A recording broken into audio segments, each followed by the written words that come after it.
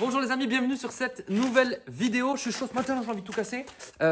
Vidéo aujourd'hui, fondation. Donc on va tout vous expliquer sur la partie fondation, les astuces, qu'est-ce qu'il faut faire, qu'est-ce qu'il ne faut pas faire à notre maigre niveau, je vais dire. Mais tout ce que nous on a mis en place justement pour avoir les fondations des deux portails, la préparation des gabions, à quoi va ressembler notre portail et ainsi de suite. Donc j'espère que cette vidéo va vous plaire en tout cas. Ça fait plaisir de vous retrouver et on se retrouve dans 3, 2, 1...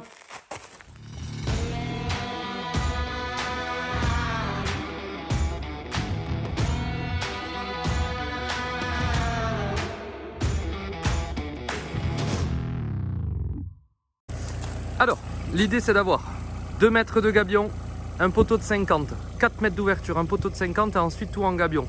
On monte à 2 mètres. Donc j'ai déjà fait mes tracés au sol pour voir à quoi ça ressemblait, pour préparer le tout. Et en fait on va faire la même finition ici que sur ce mur avec 2 poteaux beige et un joli portail tout noir coulissant, histoire d'avoir une finition qui soit au plus belle possible. Donc là on va pouvoir attaquer parce que sinon je ne vais jamais avancer. C'est le tracé jaune du coup et moi je vais donc faire le trou de là à de là-bas. On est bon, let's go.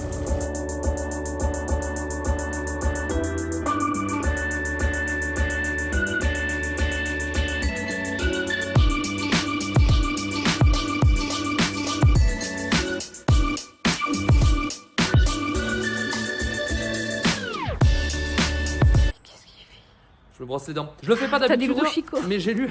T'as dit quoi? T'as des gros chicots, c'est Gros pour ça. chicots, t'imagines t'as des chicots? C'est pour mes dents. C'est pour les dents de Deb, parce que Deb on dit qu'elle a des carrés de sucre. Bref, je le fais jamais dans les vidéos, mais j'ai lu un bouquin en ce moment parce que je travaille sur YouTube, parce que je veux vraiment faire progresser la chaîne. Et donc, qu'est-ce qu'il y a? On a vu un peu trop le placo, je crois. Ah, bon, c'est pas grave, ça fera un petit teaser. Pensez à mettre un petit pouce bleu sur les vidéos. En fait, c'est pas grand chose, mais nous, ça nous aide beaucoup pour booster l'algorithme, etc., pour récompenser le travail. Donc, pensez à liker la vidéo et à vous abonner en activant la cloche des notifs. Ça prend vraiment 2 petites secondes et on n'a pas tendance à le faire. Je vous l'ai jamais demandé, mais là, je vous le demande pour la première fois sur cette vidéo. Donc, si vous pouvez mettre un petit pouce bleu, ça ferait plaisir. Bon, du coup, pour être sûr d'être parallèle à la maison, on a pris 18,50 m de là à là. On a fait 4 mètres. Là, on a refait 4 mètres.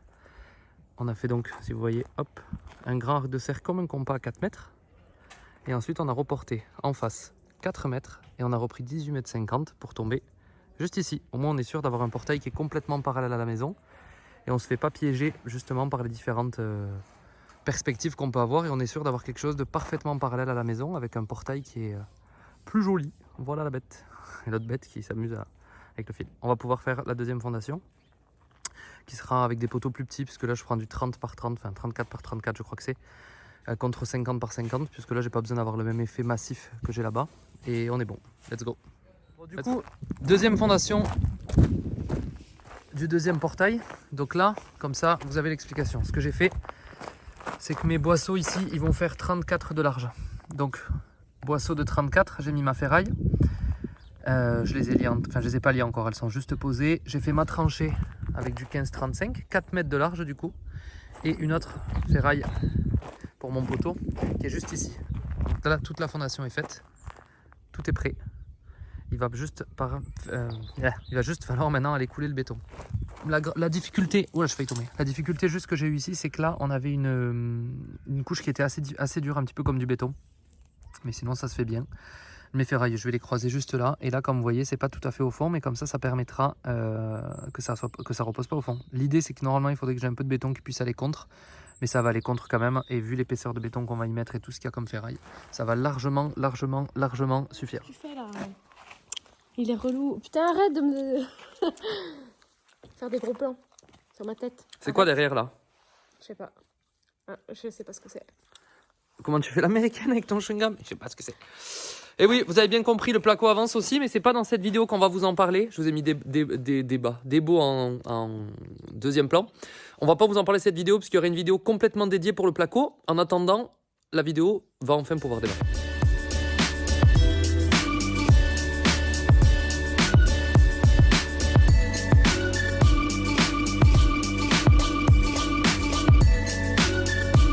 Alors, en temps normal, je vous fais une petite vidéo parce que d'habitude je ferraille toujours, j'attache toujours avec ma vieille pince et compagnie. Et là, Derek, elle de des rénovations comme d'hab, on lui pique tous les outils, vient de me prêter ce truc extraordinaire. Regardez ça. Alors, je galère avec la vidéo, mais c'est incroyable. Vous connaissez sûrement les maçons, mais voilà. Donc merci, c'est carrément 10 000 fois mieux. En fait, c'est une espèce de pince pour ceux qui ne connaissent pas du tout. Ça permet de mettre tes ferrailles. Et après, tu as juste à tirer.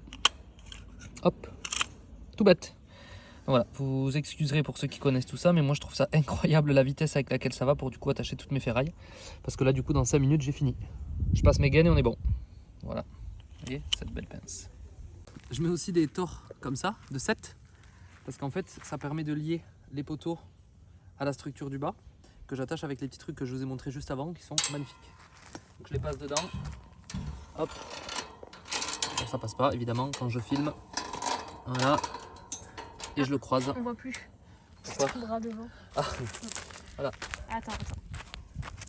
Je croise ici, je mets ça là, j'attrape le petit god portable ici, j'astique. Mais ça s'appelle vraiment comme ça? Non. Et hop, c'est attaché. C'est un god de chantier, on appelle ça. Un god de maçon.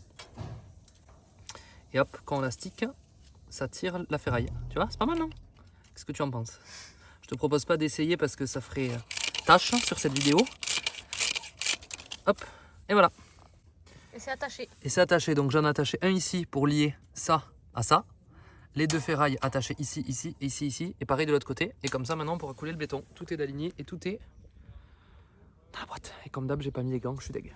Alors pour vous montrer sur celle-là, j'ai également posé ma règle de dilatation parce que je vais faire une plateforme de 4 mètres de large sur 5 mètres de long qui sera juste ici, qui permettra de sortir la voiture et d'avoir toujours un espace qui est propre, éventuellement pour laver la voiture ou autre, devant le garage.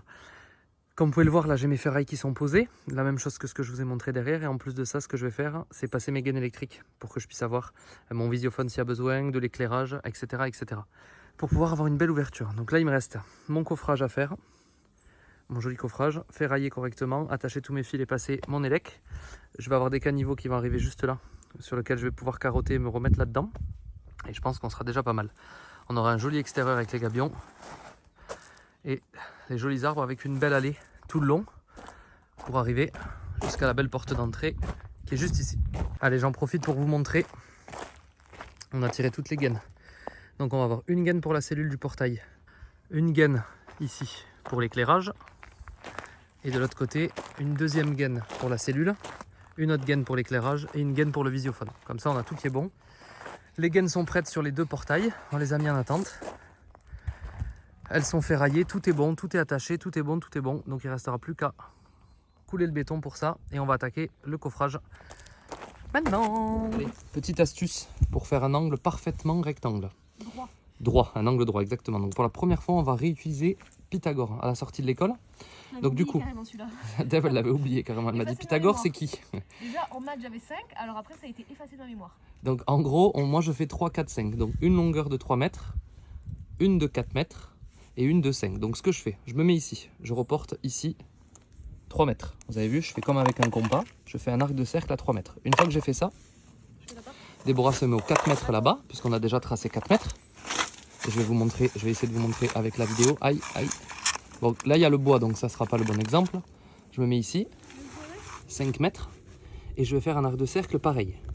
Donc quand j'arrive là, ça veut dire que ici, j'ai un angle droit parfaitement. C'est Pythagore, c'est pas moi qui l'invente. Une fois que j'ai fait ça, je me remets là-bas, je reporte 5 mètres avec un compas, et je fais passer mon trait, vous allez le voir avec mon cordeau, qui va de là, qui passe par les deux points qui se relient ici, et qui va taper à 5 mètres. Et ça veut dire que j'ai un angle droit parfait ici, un angle droit parfait là-bas. Et ma plateforme est bonne.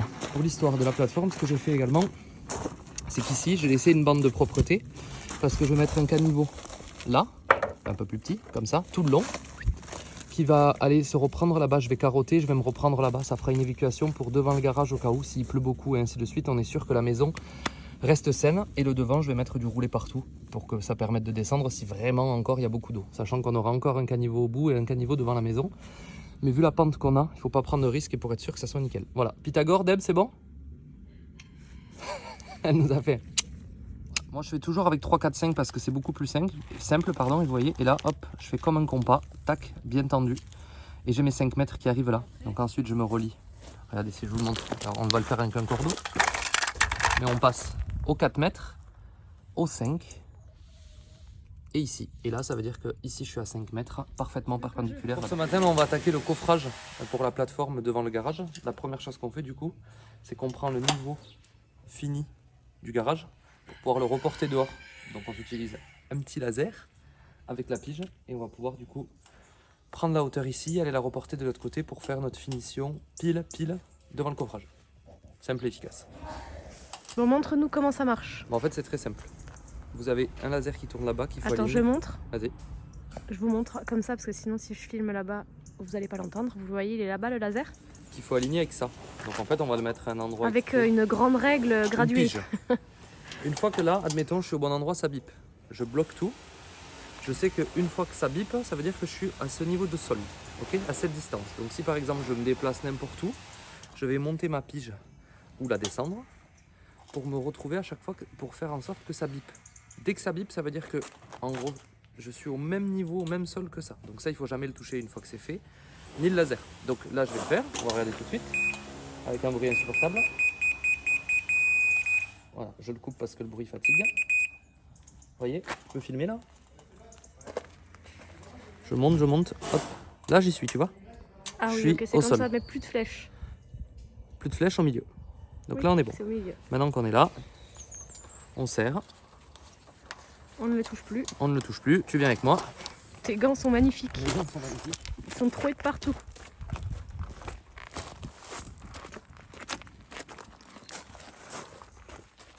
Et en fait,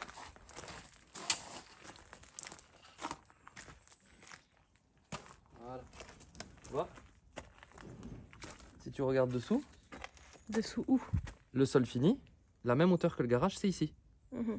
Donc moi, je vais pouvoir faire arriver mon bois de coffrage pile à cette hauteur-là, me reposer dessus. Ça veut dire que j'aurai ma fin de coffrage pour ma plateforme qui sera au même niveau que le sol du garage pour quand on va l'ouvrir. En fait, c'est très simple comme process. Mais moi, la première fois que j'ai vu ça, j'avais aucune idée de comment ça fonctionnait. Mais en fait, c'est très simple. Voilà, on dirait un petit fusil. Non, Pas mal. plutôt une grande règle. Une grande règle. Moi, Un je vois un fusil, fusil un peu partout.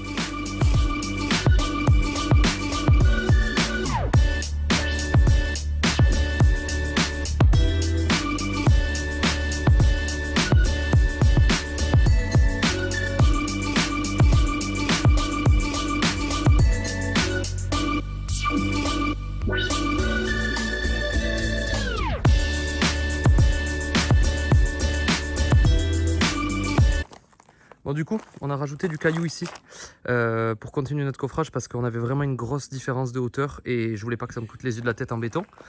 Là, on a fait nos cales, on va mettre des plots de mortier partout pour être sûr que ça tienne. Et règle de dilatation du coup, de 5 mètres, avec la petite astuce de notre artisan pour se faire. Une vis là, une vis de l'autre côté, un cordeau tout le long à la dimension et ça permet d'être parfaitement droit et d'être aussi de niveau. On l'a calé avec du mortier partout. Pour être sûr que ça tienne, je vais rajouter du mortier autour de mes cales pour être sûr que ça tienne. Et pourquoi je fais ça du coup, c'est assez simple. En fait, j'ai pas de règle de 4 mètres de large. Donc je me fais un repère à 2 mètres. Je prends une règle de 2 mètres et entre là et là, je peux caler ma règle et tirer mon béton de chaque côté tranquillement. Et ça me permet de faire un truc propre et droit. Et Marty Chibre nous ramène du mortier.